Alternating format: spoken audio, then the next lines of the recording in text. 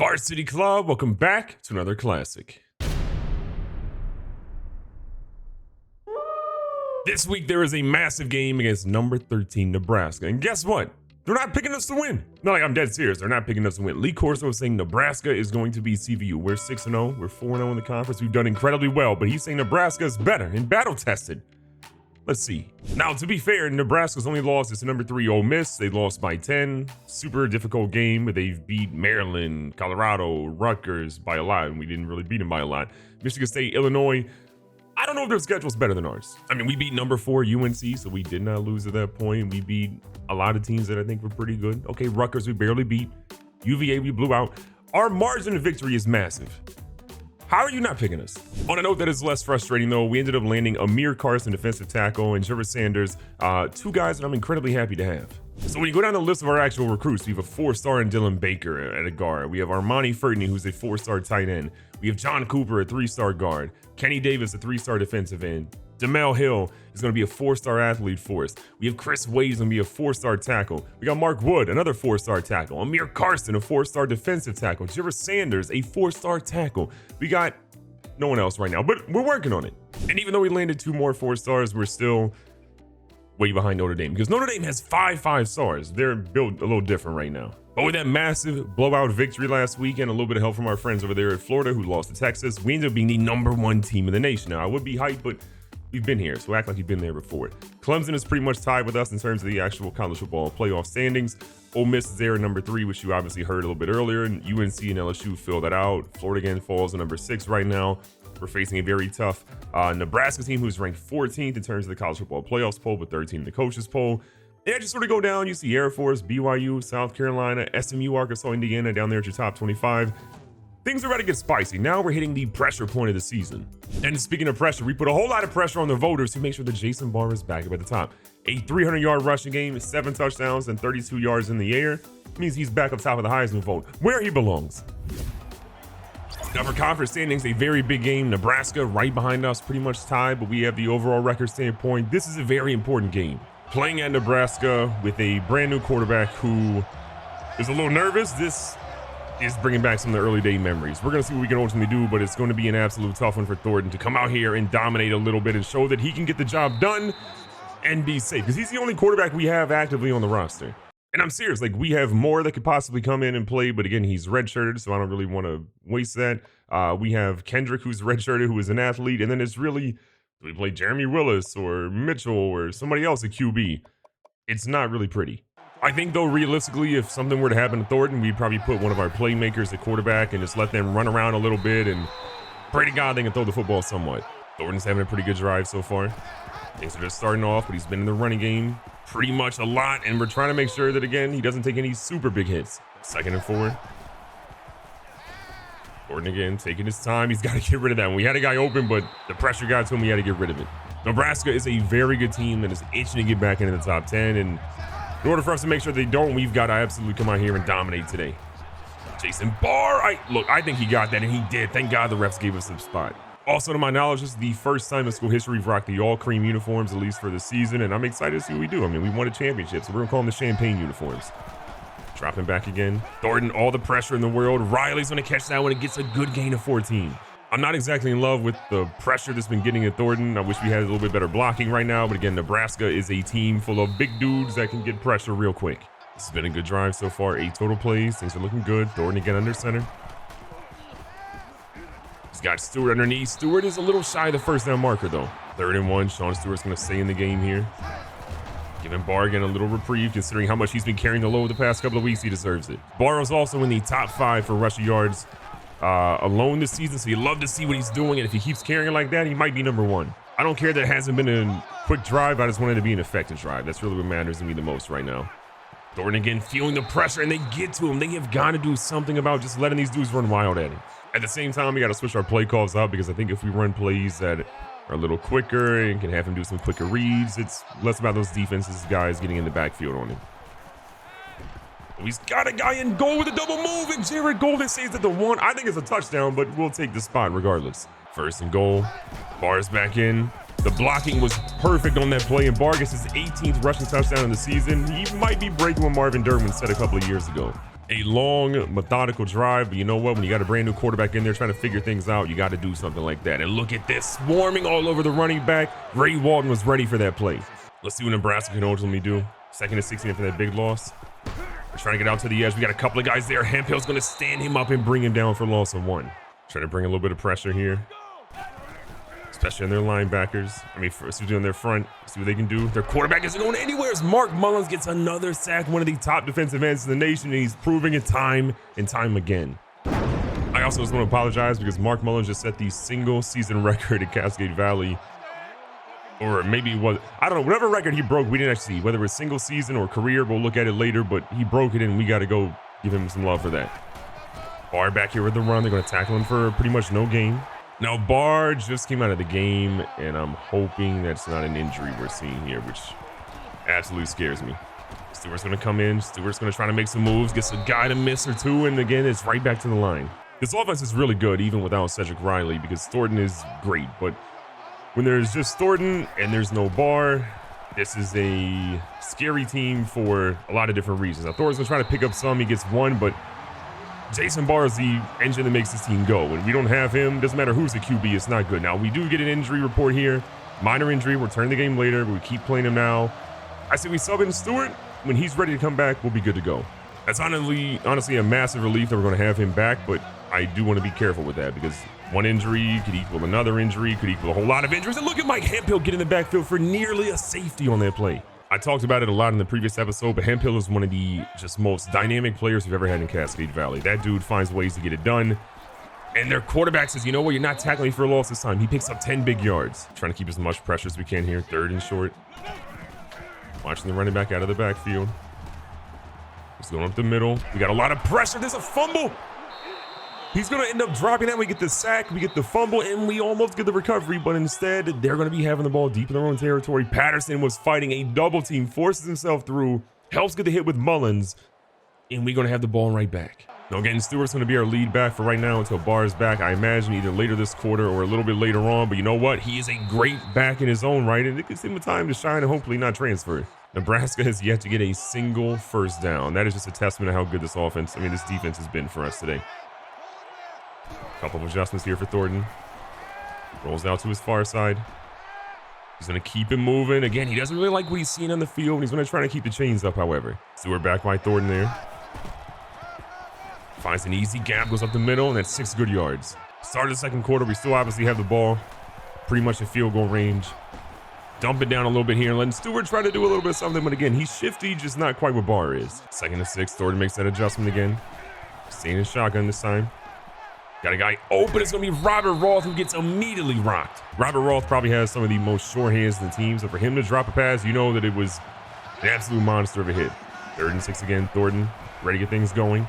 He's got his guy, and he just read that one completely wrong. It's ultimately going to be picked off and possibly going for yardage here. Thornton makes the tackle, and it's his 4th interception of the season. 5 touchdowns thrown. It's just he thought he had his guy, but he needed to put a little bit more air on that one, or maybe just not throw it at all. It's been a really tough game. So far, 7-0, but it feels like it's not quite there yet. And what a big hit again. This defense is getting so much pressure on their quarterback. And honestly, with as bad as the offense has played, because we're missing our starting QB and missing our starting running back, we're seeing a lot of love from this defense and how they're stepping up. Their quarterback tries to get it. Mullins, another one. You cannot stop Mark Mullins. He is a legend in his own right. Again, no first down so far for Nebraska. They are struggling. 0 for 2 on 3rd downs. It's a big 3rd down to 19. Defense, just do your job. Stay in front. We're watching the QB a little bit here, but they find the guy, and he's going to go out of bounds short. Nate James had all the yardage in the world, but just could not keep in bounds to get it up. So with that, Nebraska opts to punt it, and we get the ball deep in our own territory yet again. And look who's in the game. Mr. Jason Barr is back and hopefully healthy right now. Thornton's going to test it. That's a little scary in double coverage, and yeah. Riley just miscommunicated a ton, and well, they have the ball right back. We've honestly ran a really weird offensive game plan. We've taken some really bad throws and risks, and it has not paid off in any way, shape, or form for us. We're lucky that our defense is as good as they are right now, because Mullins has another sack. In the first half, he already has tied the record for most sacks in the game in Cascade Valley. One more, their record is his. And honestly, until Nebraska proves that they can handle this pressure, we're bringing a whole lot of it against them. They're going with a run. This time the QB's keeping it. Lowe's going to try to get to him. Hall's going to end up cleaning him up, and they keep him short of the first. Massive possession here. Can we get the stop on 3rd and short? They're going to move their guy in motion. Cole's going to be responsible for the tight end here. They stay with the pass. The QB probably wants to run. He ends up throwing one deep. We got Hemphill and company back there. That one is off the hands of Doug Hall, but still, we'll take it. Great play. What's wild is they have 4 yards of total offense, considering how many times we sacked the QB. It is just eating up their yardage. They're going to go for it here. Put a man in motion. They end up going in the backfield. We got guys immediately there, and it is Bass. He doesn't get a ton of tackles, but good Lord, did he step up on that play and stop Gillette. We found out that offensively, we need to run the football a little bit more. Nebraska obviously is keen on that, but if we let Barr get up the middle like this, they are in trouble as he picks up a big gain there of 13. Thornton's going to move Roth in motion. He's going to come in the backfield. There with Barr. He's going to hold on to it. He's going to pitch that one out. Roth almost had it, but Thornton threw it a little bit late, and Roth just couldn't quite get to it. You're definitely seeing that, again, Thornton hasn't had as many reps with the first team, and it's definitely showing right now. We're obviously showing that things aren't as polished as we're used to seeing from a #1 team in the nation, but Robert Ross says, don't mind me, I got yards to get as he picks up a big 18-yarder. It's been a rough game for Thornton, 2 interceptions already. You could probably say that both of them were avoidable, but we just got to get him to settle down. He's excited for his first home start out here in college football, but he's got to be a little bit more safe with the football too. We're still incredibly confident in him. We know that he'll be just fine. He just got to, again, settle down somewhat. Keeping the rock here. Thornton has all the time in the world. Picks up what looks to be about 5. 2 for 4 in third downs. I'm not worried at all. We're going to send Riley deep here. We got him immediately on that one. He absolutely abused that route and picks up 16 to put us inside the 5. RJ Riley is one of the toughest guys in the NCAA, I believe, to press cover, and he showed it right there. We got Williams in the slot. He's our hot route. They blitz there. We throw it to Williams. He's in the end zone. 6-yard touchdown reception. He had a phenomenal performance last week in our 60-point blowout win. He's right back in the end zone this week. It's been a hard-fought game, but Nebraska's lack of ability to do anything on offense has been huge for us right now. But as we say that, Hemphill gets rarely burnt for 27 yards. You don't see that happen very often. If you're Nebraska, this is where you want to try to get some points on the board. They have struggled offensively. Their quarterback can't go anywhere. And is that Mullins getting another sack? Mark Mullins, 4 sacks in the afternoon. That's a school record. Logan Nesbitt did it. I didn't think it'd ever be broken, but here we are. In the first half, it's broken. 3rd and 12. Gillette has just not had any time at all. Even on a 3-man rush, he's struggled to find really time to get his guys going. And again, Bobby Edwards is going to try to get one. He can't. Moses comes in, and we get everybody covered.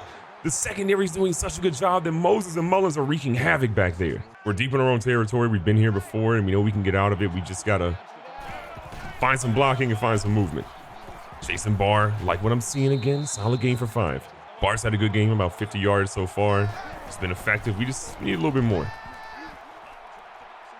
Got a guy open. We're going to find Gold, and Gold is going to drop it. 3rd down has been good for us, but 3 for 5. This one could be a little bit spicy. Gordon's feeling all the pressure in the world. Probably should have got rid of that, but again, they played a really good job of knowing that he wants to run, and they're going to take advantage of that every single time. So Nebraska obviously had a really good job on defense there. They locked us up. Now they have the ball in, honestly, the best field position they possibly have had all game long with an opportunity to make something happen. And their quarterback just will not pull the trigger on any of these throws, but he's still picking up big yards on the ground. A touchdown before half would be huge for them, gives them a boost of momentum, and lets them know that they'll be fine. Because I believe they get the ball at the start of the second half. Gillette looking for something. He can't run away from Stephen Lowe. He does, and Matthew Fowler brings him down. He's been sacked an unbelievable amount of times. And I get where the young QB is frustrated, but part of it is his offensive line, but the part of it's him. He has to get rid of that football if he wants to have a little bit better protection. They go underneath. Fowler can't get the tackle. Hemphill misses, but Lowe brings him down after 17. 47 seconds left. Gillette again, trying to find some sort of rhythm. We're going to play Walton up in the box. They go with the run. They go up the middle. Bobby Edwards can't quite get him. Moses is going to try to bring him down, and gets down to the 3-yard line. Nebraska's right where they want to be. We're going to put a little bit of pressure here. We actually don't have a guy lined up on Porter, so we're actually going to switch up and see if we can make that happen. They throw to the edge, and it's that exact player. Josh Cole can't quite get there. Willie Porter's in the end zone, and Nebraska's got the lead to 7. 27 seconds left. We have all of our timeouts. If we can get a couple of plays to possibly work here, we're all for it. Thornton again.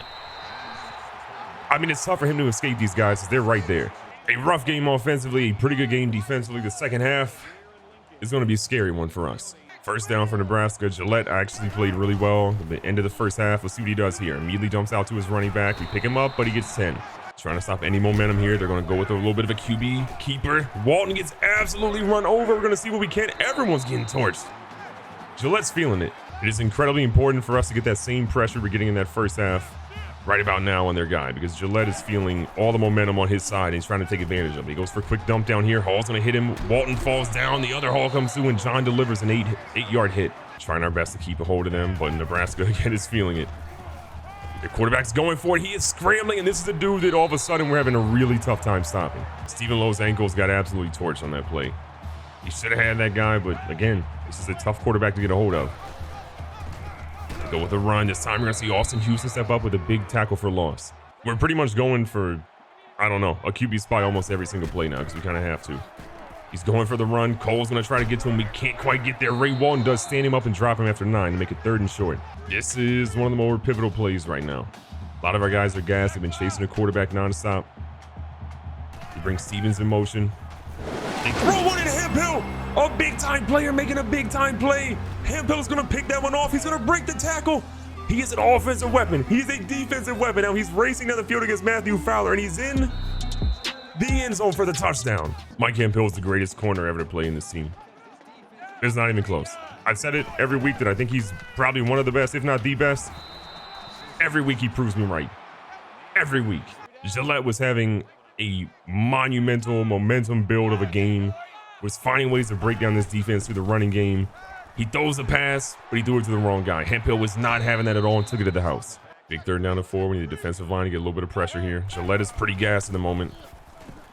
Edwards is bringing some heat. They throw an absolute dot throw, and again, we bail them out with a 14-yard grab. Richard Gillette is 10 for 12, 95 yards passing. It hasn't been a banner day for passing yards, but the effectiveness has been huge. They go with the middle here. Bass is going to try to stick him up. He does, and they drop him after about 4. A lot of pressure coming here. Gillette again, still gassed. I mean, he's been carrying this team, so I don't blame him. Trying to get guys in the backfield. Cole's going to whiff. Oh, no, we got a guy streaking right now. It's Hemphill and a couple people that could possibly get him. Hemphill does bring him down, but they're inside the 20 now. Nebraska's rushing attack has been a really tough one for us to stop right now. 1st and again. They have what feels like the 5th different running back in the game, and he goes for a loss of 2. Our guys have been so gassed from the coverage and the misdirection and the chasing the QB that we have had backup linebackers and defensive ends and defensive tackles in more than I can ever recall. And still, Nebraska's in this game after going 1 for 7 on 3rd down conversions. I just don't have any words for how good they have actually been in somehow staying alive and capitalizing despite being so bad on 3rd downs. They get one there. Things getting a little spicy on 1st and goal. We want to obviously watch the QB, but we got to keep our eye on the running back out of the backfield. They go to the right-hand side and look at the trip up there. Listen a little bit. We're having PJ Beans singing as a QB read. Keep this one, and no one is going to get him except Dwayne Cole, but it is too little too late. Richard Gillette, again, he's keeping Nebraska in this game. Nebraska is such a weird team because I can see why they are a top 15 team, but I can also see why they lost early in the season because this offense is just really weird. Gillette has these moments where he's incredible, but he has some where you just don't understand. So far, though, in the second half, Nebraska has been the better team. We're just getting bailed out again by our defense, and most importantly, Mike Hemphill, who is an absolute stud.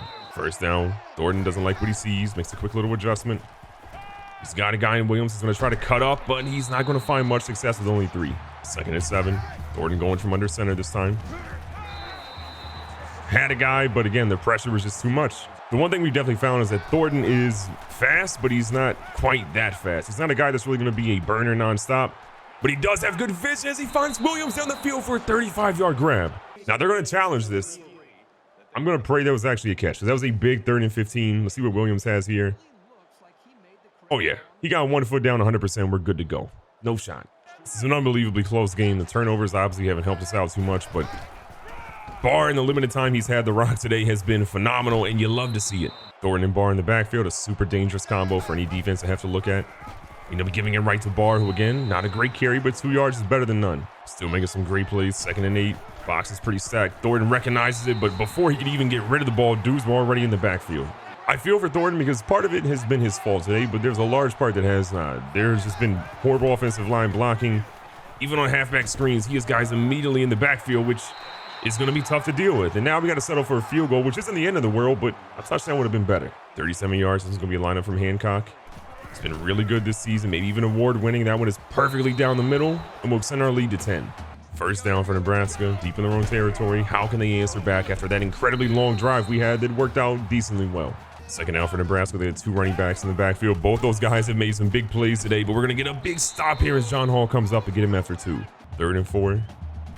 Can Gillette take over and get a conversion here? He hasn't trusted his arm a lot, but he trusted there as we end up getting a hit, but it's too little too late. Again, Gillette hasn't thrown for a ton of yards, but only 2 incompletions still at this part of the game. It's wild what he's done. Lowest patrol in the middle. They go with a run up the middle. We were not prepared for that at all as they pick up 11. Trying to bring the blitz for press covering some. Feels like a run as they move another guy over this time to the backfield. It's Demetrius Douglas back there with him. We go to the QB. He pitches it out perfectly. Hall's going to try to get hit. He whiffs. We're going to see Stephen Lowe drag down Demetrius Douglas, but it's 22 yards later and the damage is done. Ray Walton made an absolutely heads-up play, delivers a massive hit to the QB, and somehow he got rid of that ball just in the nick of time, and it worked out big. Oh, it took down again. It's Hemphill. Hemphill is going to be the first player ever to take 2 interceptions in the same game for a touchdown. Give him the Heisman. Just do it already. Give that man the Heisman. He threw the Heisman post up and his team knows it. He might be in contention one day too.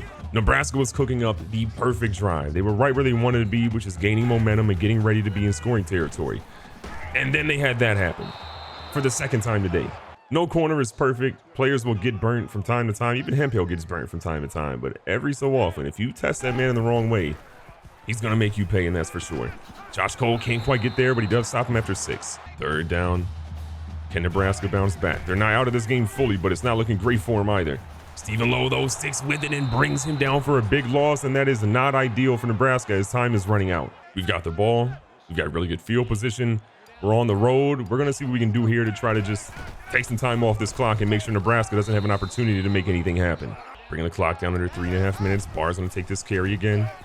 Plenty of room for the young fella. He's going to cross again for 7 more. Already over 100 yards. It's been more of a quiet game for Jason Barr. He got only 1 touchdown on the ground, but still a Heisman level player making Heisman level plays. You can't be mad at that at all. Wearing the defense down. Sean Stewart's coming in on 2nd down. He's looking for some good blocks. He's got him, and Sean Stewart is out here making some plays. Can he get past the defender? He jukes back inside, and they stop him at the 11-yard line after 32 big yards. Barr feels refreshed, and he's back in the game. Under 2 minutes left. We're trying to seal this one fully. He gets a little bit of room, and he outruns the defender chasing from behind for 4. Bring the play clock down to nearly 0. Right back to Sean Stewart. He's trying to get a touchdown of his own, and he runs over not 1, but 2 defenders for the tutty. A game that was way closer than it obviously appeared to be. We're going to walk out here with a major W rocking the champagne jerseys. Mullins, though, 5 tackles for loss, 5 sacks. That's the player of the game by far. Recapping the stats, Thornton again, not the greatest game for him. He got sacked 5 times. He was 12 for 17, 124 yards, 1 touchdown and 2 picks. It's a bit of a struggle, but that's part of the process. He has to learn. He has to do better. He's a true freshman. Things will be hard, but he'll power through. On the ground, Barr, solid, 19 for 126, 1 touchdown, no turnovers. Thornton lost a lot of yards today, and then Stewart, 6 for 70. He was big in the opportunities that he had today. You got to love to see that, plus the 1 touchdown that he had. In the receiving game, we had 3 for 44 from Terrence Williams, getting our only receiving touchdown, and no one else really had anything that was really anything to write home about. And then on the defensive side, we're going to be celebrating a lot of guys today. John Hall had 7 big tackles. Hemphill had 7 tackles, 2 for loss, 2 interceptions, and 2 touchdowns. Yes, Mark Mullins got 5 sacks, but if it weren't him to be player of the game, it probably would have been Hemphill by far. And again, recapping the sacks today, we had a lot of people. 5 from Mullins, 1 from Patterson, Moses, Cole, and Fowler. And then interceptions, we had 2 solely from Mike Hemphill, who might be, in my opinion, the greatest corner of all time, if not just the Cascade Valley, maybe ever when it's all said and done. At the end of the day, though, a big-time W in a very ugly game. The defense absolutely won for us. You love to see it. Be safe, be smart, tell somebody you love them. Catch you guys on the next one.